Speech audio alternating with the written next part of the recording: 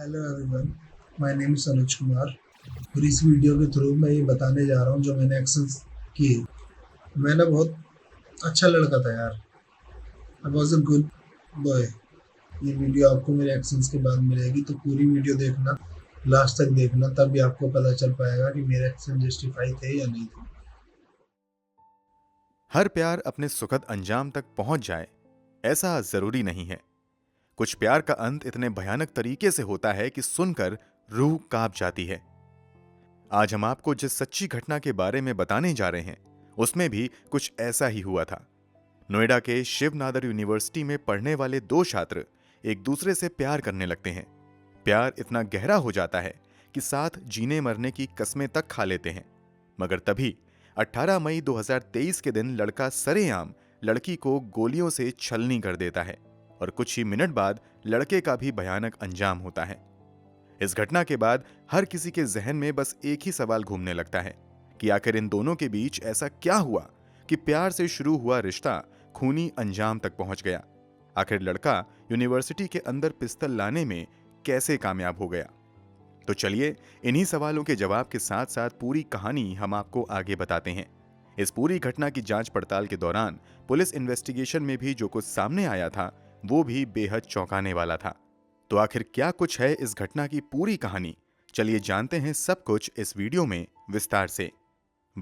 कहानी में आगे बढ़ने से पहले क्राइम की कहानी चैनल को जरूर सब्सक्राइब कर लें। दोस्तों, हम 18 मई 2023 को नोएडा के शिव नादर यूनिवर्सिटी में हुए स्नेहा चौरसिया मर्डर केस की बात कर रहे हैं। स्नेहा चौरसिया कानपुर के ओम नगर की रहने वाली थी, मगर उसने अपना एडमिशन 3 साल पहले ही नोएडा के इसी शिव नादर यूनिवर्सिटी में करवाया था। घटना के समय स्नेहा बीए थर्ड ईयर की स्टूडेंट थी। यूनिवर्सिटी में 12 मई 2023 को एग्जाम खत्म हो चुका था और ज्यादातर छात्रों की छुट्टी हो चुकी थी और सभी अपने अपने घर लौट चुके थे। मगर स्नेहा समेत कुछ छात्र अभी भी यूनिवर्सिटी के अंदर मौजूद थे, क्योंकि 26 मई को यूनिवर्सिटी में दीक्षांत समारोह का आयोजन होने वाला था। इसी दीक्षांत समारोह की तैयारी के लिए कुछ छात्र अपने मर्जी से रुक गए थे। स्नेहा चौरसिया के साथ साथ अनुज नाम का एक लड़का भी तैयारी के सिलसिले में यूनिवर्सिटी में ही रुका हुआ था। अनुज अमरोहा का रहने वाला था तथा उसने भी कुछ साल पहले ही शिव नादर यूनिवर्सिटी में अपना एडमिशन करवाया था। वो भी स्नेहा की तरह ही बीए थर्ड ईयर का स्टूडेंट था। स्नेहा और अनुज दोनों ही सोशियोलॉजी विषय के साथ अपनी ग्रेजुएशन पूरी कर रहे थे। जैसा कि हमने बताया, यूनिवर्सिटी में दीक्षांत समारोह की तैयारियां चल रही थीं, तो 18 मई 2023 को भी छात्र तैयारियों में लगे हुए थे। तभी दोपहर के समय स्नेहा और अनुज भी यूनिवर्सिटी के डाइनिंग हॉल के सामने पहुंचते हैं। यहां पर दोनों एक दूसरे को देखते ही गले लगाते हैं और बातचीत शुरू कर देते हैं। अभी बातचीत शुरू ही हुई थी कि दोनों में थोड़ी बहुत बहस होने लगती है। थोड़ी देर की बहस के बाद फिर दोनों थोड़े शांत होते हैं और बातचीत का सिलसिला चल पड़ता है। इसी बातचीत के दौरान अनुज स्नेहा चौरसिया को गले लगाता है। गले लगाने के अगले ही सेकंड शिव नादर यूनिवर्सिटी का कैंपस गोलियों की ताड़ाहट से गूंज उठता है। जब लोगों का ध्यान आवाज की तरफ जाता है तो लोग देखते हैं कि अभी जिस अनुज ने स्नेहा को गले से लगाया था उसके हाथ में पिस्तौल है, और जो स्नेहा अभी चंद सेकंड पहले अनुज की बाहों में थी वो खून से लथपथ जमीन पर पड़ी हुई है। लोग कुछ समझ पाते उससे पहले ही बड़े आराम से अनुज हाथों में पिस्तौल लहराते हुए अपना बैग लेकर वहां से निकल जाता है। ये सब कुछ इतनी तेजी से होता है कि कोई भी अनुज को रोकने की हिम्मत नहीं जुटा पाता है, और एक हत्या करने के बाद बड़े ही आराम से अनुज उस जगह से निकल जाता है। अब लोग भागते हुए जमीन पर गिरी स्नेहा तक आते हैं। लोग देखते हैं कि स्नेहा को पेट और सीने में 2 गोलियां लगी हैं। तुरंत स्नेहा को अस्पताल ले जाने की तैयारियां शुरू हो जाती हैं, मगर अस्पताल ले जाते ही स्नेहा को मृत घोषित कर दिया जाता है। अभी यह सब कुछ चल ही रहा था कि कुछ ही मिनट के बाद इसी शिव नादर यूनिवर्सिटी के बॉयज हॉस्टल के रूम नंबर 328 से गोली चलने की आवाज आती है। लोग आवाज की तरफ भागते हैं, मगर देखते हैं कि कमरे का दरवाजा अंदर से बंद है। तुरंत ही पुलिस प्रशासन को गोली चलने की जानकारी दी जाती है। मौके पर पहुंचकर पुलिस जब कमरे के अंदर जाती है तो देखती है कि रूम के अंदर एक लड़का मृत पड़ा हुआ है और उसके सर में गोली लगी है। ये लड़का कोई और नहीं बल्कि अनुज था। पहली नजर में ही लग रहा था कि अनुज ने खुद ही अपने सिर में गोली मारी है। मतलब पहले अनुज ने स्नेहा चौरसिया को सरेआम लोगों के सामने गोली मार दी और फिर अपने कमरे में आकर खुद को गोली मार ली। अब हर किसी के जहन में एक ही सवाल था कि आखिर अनुज ने ऐसा भयावह कदम क्यों उठाया। इस पूरी घटना से उठे सवालों का जो सटीक जवाब दे सकता था वो अनुज ही था, मगर अब अनुज ही इस दुनिया में नहीं था। इस कारण पुलिस के सामने अब बड़ी चुनौती थी कि घटना की सच्चाई लोगों के सामने कैसे लाई जाए। इसलिए पुलिस वाले अब अपनी जांच शुरू करते हैं। पहले तो दोनों के शव को कब्जे में लेकर पोस्टमार्टम के लिए भेज दिया जाता है और पोस्टमार्टम के बाद दोनों के परिवार वालों को शव दे दिया जाता है। पुलिस जांच की शुरुआत अनुज के कमरे से ही करती है। थोड़ी सी मेहनत के बाद ही पुलिस को अनुज का लैपटॉप मिल जाता है।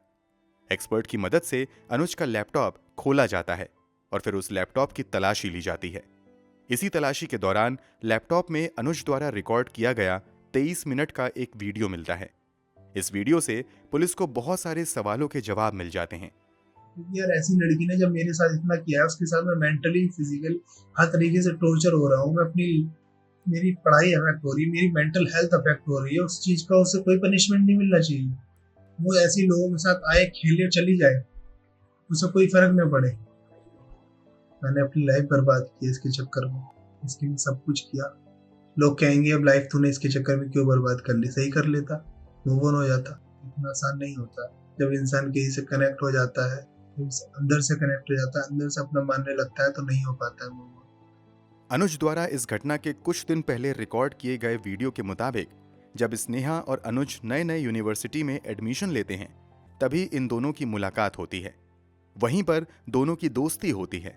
इसी दोस्ती के दौरान स्नेहा अनुज को बताती है कि वो किसी अंशु नाम के लड़के से प्यार करती थी, मगर अंशु उसे बहुत ज्यादा परेशान करता है। अब स्नेहा को अंशु के साथ रहने में घुटन महसूस होती है, इसलिए अंशु के रिलेशनशिप से निकलने के लिए स्नेहा अनुज की मदद मांगती है। अनुज के बयान के मुताबिक वो स्नेहा की जिंदगी से अंशु को निकालने की काफी मदद करता है। अनुज की इस मदद की वजह से स्नेहा धीरे धीरे अनुज के करीब आने लगती है। इस कारण दोनों की दोस्ती समय के साथ और ज्यादा गहरी हो जाती है, जो एक समय के बाद प्यार में बदल जाती है। अंशु से मिली आजादी के कुछ ही समय बाद स्नेहा अनुज को प्रपोज करती है। अनुज के मुताबिक वो स्नेहा के प्रपोजल को रिजेक्ट करते हुए कहता है कि हम दोनों एक दोस्त के तौर पर ही सही हैं। मगर एक समय बाद अनुज भी स्नेहा के प्रपोजल को एक्सेप्ट कर लेता है और दोनों रिलेशनशिप में आ जाते हैं। अपने द्वारा रिकॉर्ड किए गए वीडियो में अनुज आगे बताता है कि पहले तो कुछ दिनों तक इन दोनों का रिश्ता बहुत अच्छे से चलता है। दोनों एक दूसरे को दिलो जान से प्यार करने लगते हैं, मगर बीतते समय के साथ स्नेहा का बर्ताव बदलने लगता है और धीरे धीरे इन दोनों के बीच लड़ाइयां होने लगती हैं। फिर एक समय बाद स्नेहा अनुज से कहती है कि मुझे अपना करियर बनाना है, मेरे कुछ सपने हैं, उसे पूरे करने हैं, मगर इस प्यार के चक्कर में मेरे सपने और मेरे घर वालों के सपने पीछे छूट रहे हैं। इसलिए मैं इस रिश्ते को खत्म करना चाहती हूं और अपना पूरा ध्यान पढ़ाई पर लगाना चाहती हूं।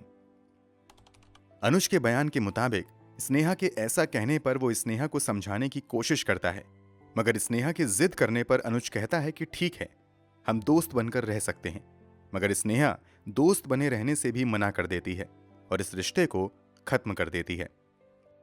अनुज आगे बताता है कि वो कुछ समय तक तो यही समझता रहता है कि स्नेहा ने अपने करियर पर ध्यान देने के लिए इस रिश्ते को खत्म किया है, मगर एक दिन अनुज स्नेहा का लैपटॉप एक्सेस कर लेता है और उसके व्हाट्सएप चैट से लेकर कई सीक्रेट मैसेज पढ़ लेता है, जिससे पता चलता है कि वास्तव में अब स्नेहा किसी आशुतोष पांडे नाम के लड़के के साथ रिलेशनशिप में आ गई थी, इसलिए उसने अनुज से रिश्ता खत्म किया था। जब अनुज को पता चलता है कि उसने दूसरे लड़के के लिए उसे छोड़ा है तो वो अपना आपा खो देता है और उसी दिन तय कर लेता है कि स्नेहा ने उसे धोखा दिया है और इसकी सजा उसे जरूर मिलेगी। इसी के बाद अनुज मौके की तलाश में लगा रहता है और फाइनली 18 मई 2023 को मौका मिलते ही पहले तो स्नेहा को गले लगाता है और फिर थोड़ी सी नोक झोंक के बाद उसके पेट और सीने में गोली मार देता है। कुछ समय बाद वो अपने हॉस्टल के कमरे में जाकर खुद भी आत्महत्या कर लेता है। अनुज ने जो कुछ वीडियो में कहा था उसमें कितनी सच्चाई है, इस बात को समझने के लिए पुलिस अपनी जांच आगे बढ़ाती है तो कुछ और खुलासे होते हैं। पुलिस की जांच जब आगे बढ़ती है तो अनुज के दावे से उलट एक नई कहानी सामने आती है। आगे की जांच के मुताबिक ये सच था कि अनुज और स्नेहा में दोस्ती हुई थी, मगर एक समय बाद अनुज ने स्नेहा को परेशान करना शुरू कर दिया था। स्थिति इतनी बिगड़ गई थी कि मार्च 2023 में आधिकारिक तौर पर ईमेल के जरिए यूनिवर्सिटी प्रशासन के सामने स्नेहा अनुज की शिकायत करते हुए कहती हैं कि वो मुझे परेशान कर रहा है। स्नेहा की इस शिकायत के बाद अनुज और स्नेहा की काउंसलिंग यूनिवर्सिटी प्रशासन की ओर से करवाई जाती है। इसके अलावा यूनिवर्सिटी की ओर से तय किया जाता है कि दोनों एक दूसरे से यूनिवर्सिटी के अंदर न मुलाकात करेंगे और न ही बात करेंगे। मगर दोनों यूनिवर्सिटी प्रशासन के इस आदेश को लंबे समय तक नहीं मान पाते हैं और मिलना जुलना तथा बातचीत जारी रखते हैं। इस बारे में जब दूसरे छात्रों से भी बातचीत की जाती है तो कई छात्र गवाही देते हैं कि वास्तव में अनुज स्नेहा के पीछे पड़ गया था। इस कारण स्नेहा बहुत ज्यादा परेशान रहने लगी थी। तभी उसने यूनिवर्सिटी में अनुज की शिकायत की थी। मगर यूनिवर्सिटी से स्नेहा ने यह भी रिक्वेस्ट की थी कि अनुज के खिलाफ कोई सख्त कार्यवाही न की जाए, बल्कि उसे चेतावनी देकर समझाया जाए।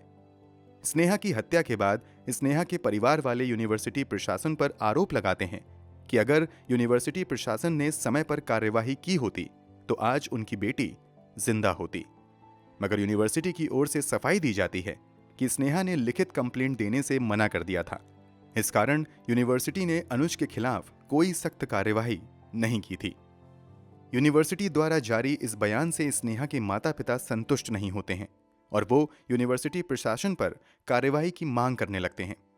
इसी के बाद पुलिस वाले अपनी जांच पूरी करने के बाद स्नेहा चौरसिया के पिता राजकुमार चौरसिया के बयान पर अनुज कुमार, यूनिवर्सिटी के कर्मचारी आशुतोष पांडे, करण और स्नेहा चौरसिया के एक्स बॉयफ्रेंड अंशु के खिलाफ धारा 302 और धारा 120 बी के तहत मामला दर्ज कर लेते हैं। इस मामले में यूनिवर्सिटी प्रशासन पर भी एफआईआर दर्ज की जाती है।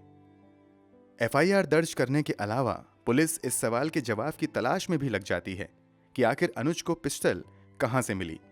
बहुत जल्द पुलिस को इस सवाल का जवाब मिल जाता है।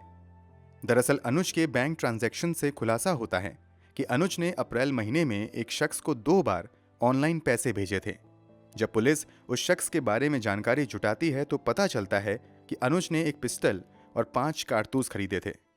इस खुलासे के बाद अनुज को पिस्तौल उपलब्ध कराने के आरोप में भी 3 लोगों को गिरफ्तार करते हुए उन पर भी एफआईआर दर्ज की जाती है। फिलहाल इस केस की स्थिति की बात करें तो पुलिस ने विभिन्न धाराओं के तहत यूनिवर्सिटी प्रशासन समेत 5 लोगों पर एफआईआर दर्ज की है और अपनी जांच आगे बढ़ा रही है।